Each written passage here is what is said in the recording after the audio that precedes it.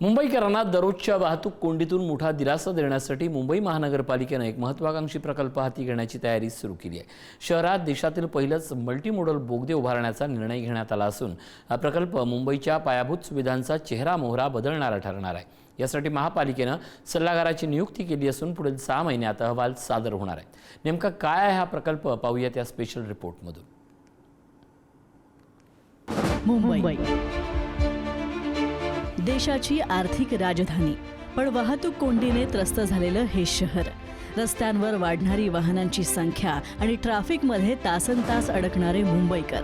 आता याच त्रासामधून मुंबईकरांची कायमची सुटका करण्यासाठी मुंबई महानगरपालिकेने एक मेगा प्लॅन तयार केलाय। मुंबईच्या जमिनीखाली अत्याधुनिक वाहतुकीचा जाळं म्हणजेच मल्टी मॉडेल बोगदे उभारले जाणार आहेत। पुढील 30 वर्षामधील वाहतुकीचा अंदाज लक्षात घेऊन या बोगद्यांचं नियोजन करण्यात येणार आहे। या एकाच बोगद्यामधून वाहतुकीला मार्ग करत असतानाच सर्व महत्त्वाच्या सेवा वाहिन्या सुरक्षितपणे नेल्या जातील। त्यामुळे या प्रकल्पाचा तांत्रिक अभ्यास करण्यासाठी पालिकेनं तज्ज्ञ सल्लागारांची नियुक्ती केली आहे। पुढील 6 महिन्यांमध्ये याचा सविस्तर अहवाल सादर केला जाईल आणि त्यानंतर म्हणजे 2027 मध्ये निविदा प्रक्रिया सुरू करण्याचं महापालिकेचं नियोजन आहे।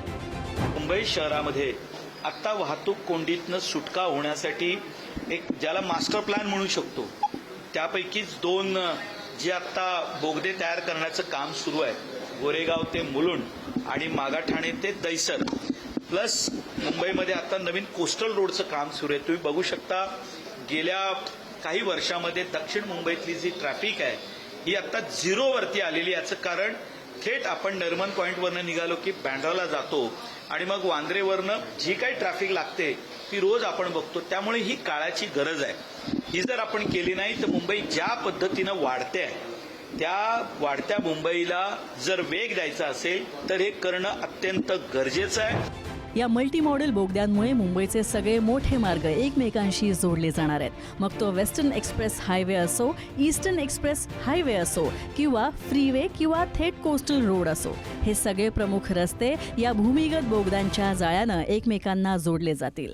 म्हणजेच वाहन चालकांना कोणत्याही ट्रॅफिक शिवाय जमिनीखालून थेट आपल्या इच्छित स्थळी पोहोचता येणं शक्य होणार आहे, असा महानगरपालिकेचा दावा आहे। विशेष म्हणजे या बोगद्यांची सांगड मेट्रो स्थानकांशी घातली जाणार आहे। यामुळे मेट्रोमधून बाहेर पडताच थेट प्रवाशांना पुढच्या प्रवासासाठी लगेच बोगद्याचा मार्ग उपलब्ध होईल। यामुळे मुंबईकरांची धावपळ थांबेल आणि प्रवासाचा वेळ कसा वाचेल या दृष्टीने प्रयत्न केला जाणार आहे। थोडक्यात काय तर मुंबईकरांचा प्रवास सुसाट करण्याचा महापालिकेचा मानस आहे। यामध्ये खूप दर वाढून दिलेली आहे आणि त्यामुळे महानगरपालिकेचं खूप नुकसान झालं आहे आणि त्यामुळे आम्ही वारंवार ही विचारतो की तुम्ही व्हाईट पेपर पब्लिश करा, कारण यामुळे आपल्याला आणि मुंबईकरांना कळेल की बाबा ते पैसे जे आपण खर्च करत आहे प्रोजेक्टसाठी ते व्हायबल आहे की नाही।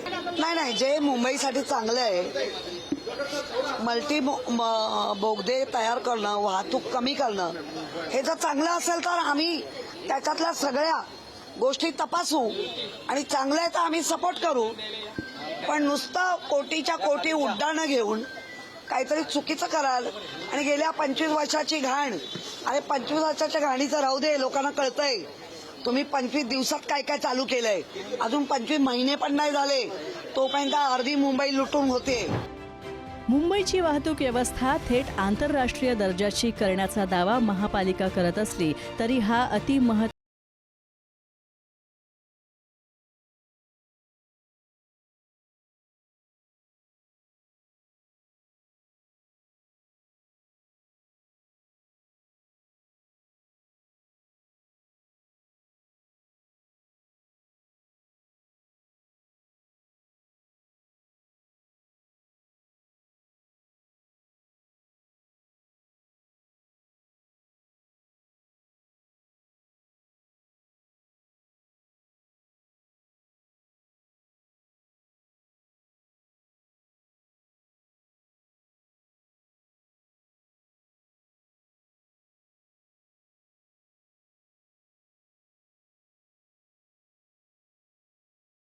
सर्वात मोठी डोकेदुखी म्हणजे वाहतूक कोंडी आणि याच वाहतूक कोंडीवर तोडगा काढण्यासाठी मुंबई महानगरपालिकेने पुढील 30 वर्षाचा विचार करून भूमिगत बोगद्यांचा प्रकल्प राबवण्यात येणार आहे आणि त्यासाठी सल्लागार देखील नेमण्यात आला असून त्या सल्लागाराकडून अहवाल येणे अपेक्षित आहे।